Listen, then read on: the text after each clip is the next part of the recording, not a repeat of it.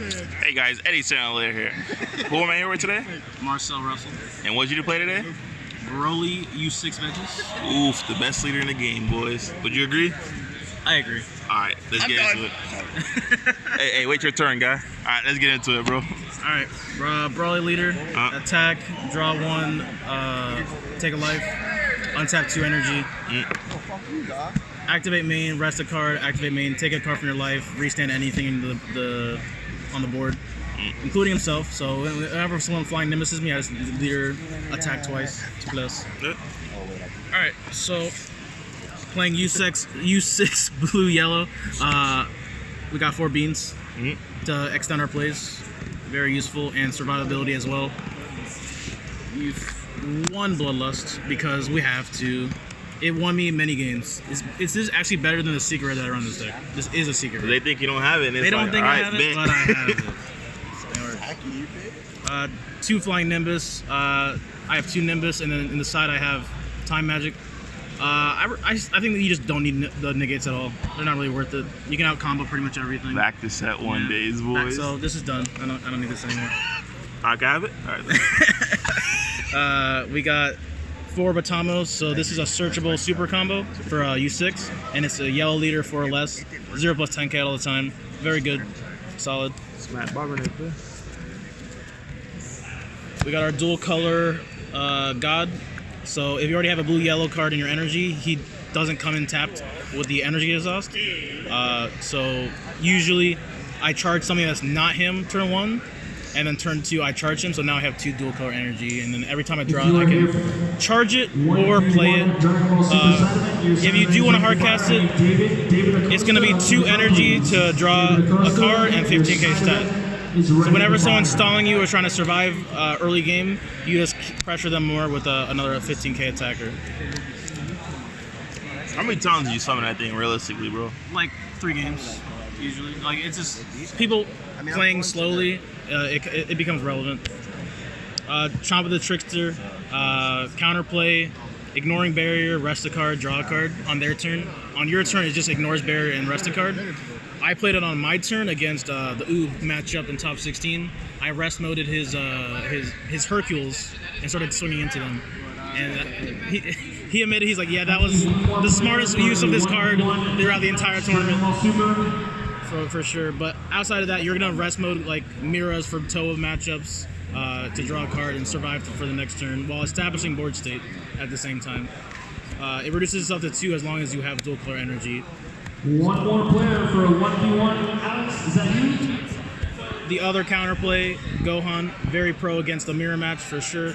Because they try to tap your energy, you play him first, and then theirs resolves, and then you untap afterwards, so it counters that tapping aspect.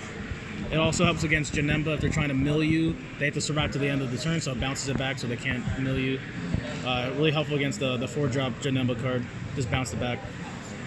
And again, it develops board state. So this deck it's an aggro / mid-range deck. But a 15k swing is pretty relevant. Here's the U6 engines. We're gonna start. We got Kale, Timid's sister, 1-drop. Very good against Janemba because whenever they mill your piece, you can just I want that card. Thank you. Add it back to your hand. 3 or higher blue-yellow card. You just return it to your hand from your drop area. Also an evolved target for Kale's. She evolves into Kale, the Awakened Sister, 20k critical. If a card's in rest mode, you can reduce its skills and bounce it back to his hand by choosing it. This is good in a mirror match. I bounce someone's Chompavados after using my leader effect to rest it. And they try to bring it back. I'm like, no, its skill's gone. So that's that. The best card in the game, where you mulligan for it, Khalifa, the Bold Sister. Top 5 search any blue-yellow U6 in your entire deck. So this is the consistency booster. Also the best evolved target in the game for Khalifas. We got... also, thing to note, both 1-drop Kale and 1-drop Khalifa cannot be KO'd by skills. So the new Vegeta the Cruel Janemba deck cannot KO these cards when they come into play.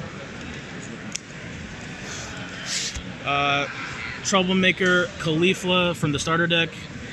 when you play this card, you can take a life to tap one of their energy. This is what you use most of the time to bait out counterplays, because they either use it now in response to it, or they get tapped out at auto speed.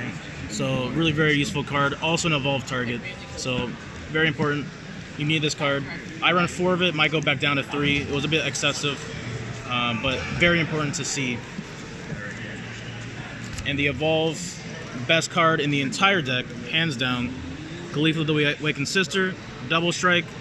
When you combo this card at the end of the battle, you evolve it onto your targets, and you tap one of their energy or battle cards. So being able to manipulate energy is what the point of this deck. Very powerful play. 20k double strike is huge, especially when you have Chamba Vados on board, so everything's free.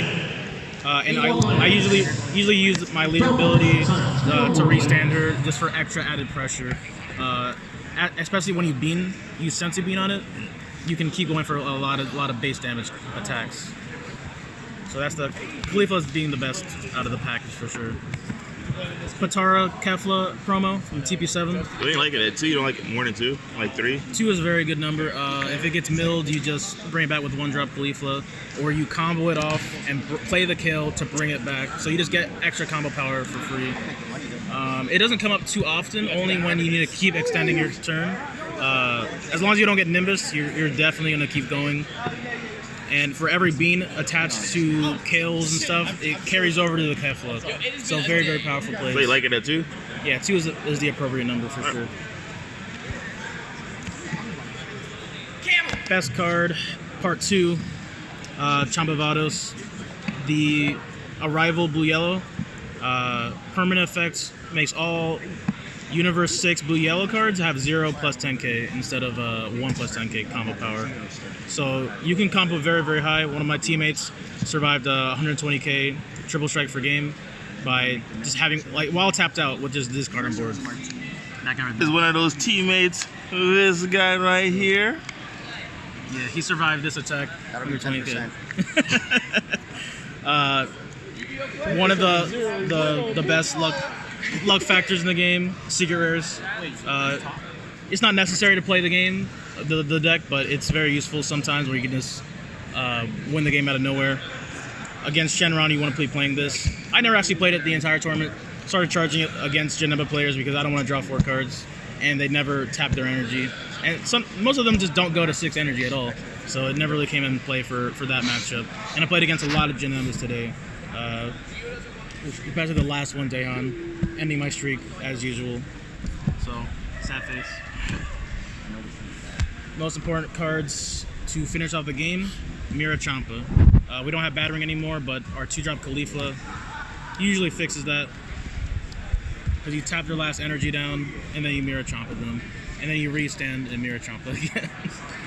That's pretty much infinity times 2. You just can't out-combo that number. The big difference between U6 Kaba and Brawley, you can actually run this engine, and it actually wins a lot of games. I won probably like 7 games off of it, like not matches but games. So let's go to the sideboard.